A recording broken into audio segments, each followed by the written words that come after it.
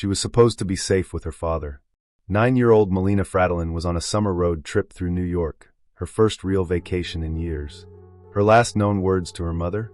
"I'm having fun, Mom. I love you."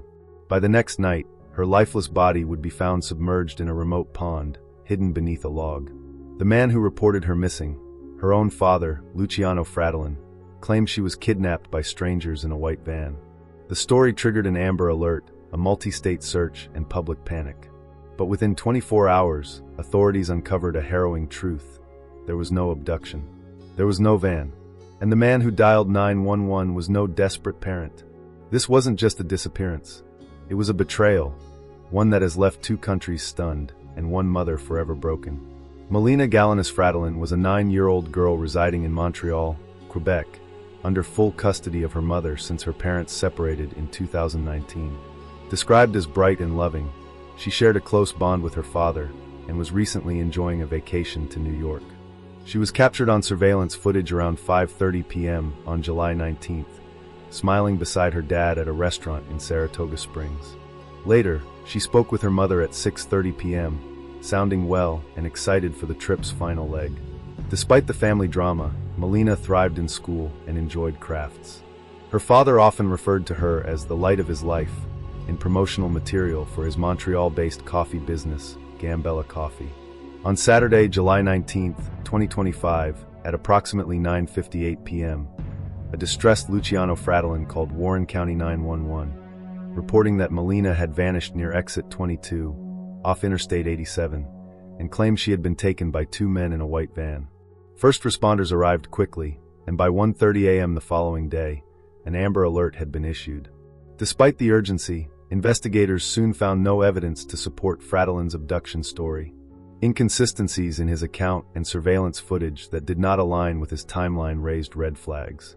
By Sunday afternoon, a joint search effort, including state police, local departments, deputies, and forest rangers, conducted a grid search in a pond near Ticonderoga.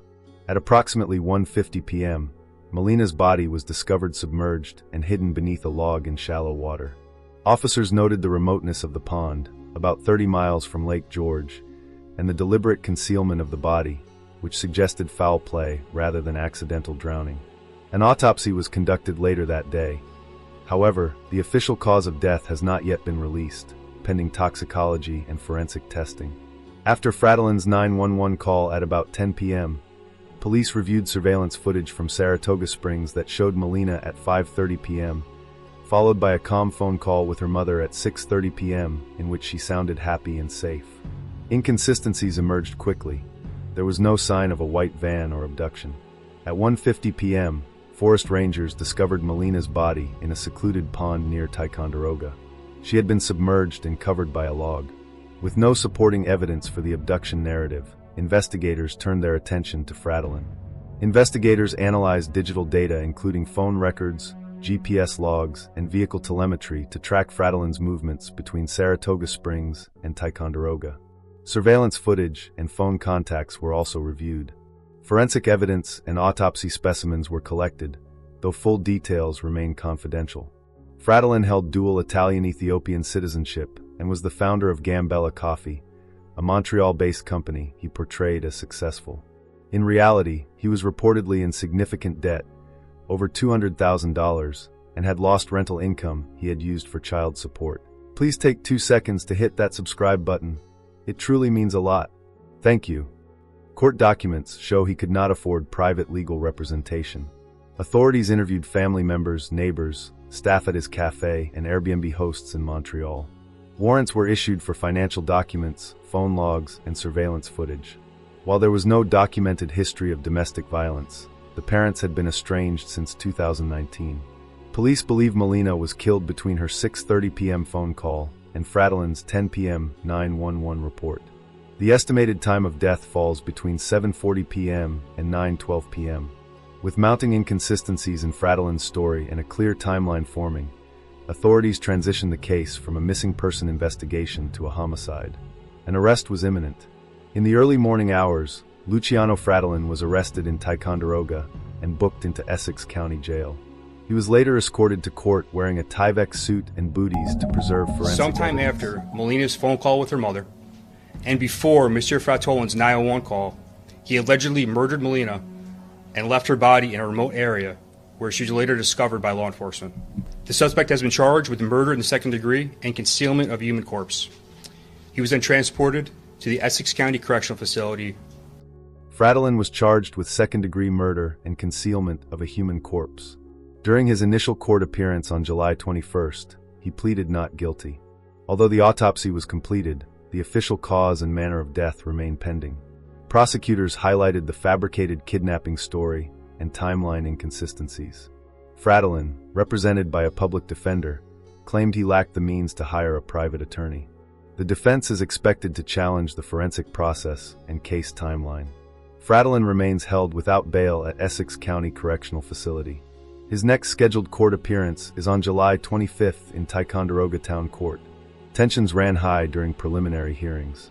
Prosecutors described Frattolin's abduction claim as bogus, while the defense has not yet presented a full narrative. Both grieving and supportive family members were present, visibly emotional throughout. Frattolin remains in custody pending further hearings. Melina's autopsy and forensic test results are still awaiting toxicology and pathology reports. No appeals or plea discussions have been initiated. Melina's mother, who had full custody since 2019, allowed the trip believing her daughter was safe. She has since expressed devastation and shock. A candlelight vigil is being organized in Ticonderoga to honor Melina's memory, and the tragedy has deeply affected both the Canadian and U.S. communities. Law enforcement agencies, including New York State Police and local sheriff departments, expressed condolences. Governor Kathy Hochul called the case heartbreaking and encouraged public cooperation. The forest rangers involved in recovering Melina's body were publicly commended for their efforts. While no new laws have been introduced, the case has sparked conversations about parental travel permissions, mental health evaluations, and child safety protocols. Media commentary has highlighted the need for better monitoring of parental mental health and financial stress. The case continues to attract widespread coverage across North America, with major outlets focusing on the family's background, custody dynamics, and the potential financial motive behind the alleged crime. The death of Melina Frattolin has left an unfillable void in her mother's life and the Montreal community. Though the legal system is moving forward, many questions remain. Chief among them, what led a father to allegedly murder the child he once called the light of his life? As the trial unfolds, the world will be watching closely for answers, psychological, forensic, and emotional. This case reminds us that even in relationships built on love, there can be fractures too deep to see and pain too silent to detect until it's too late.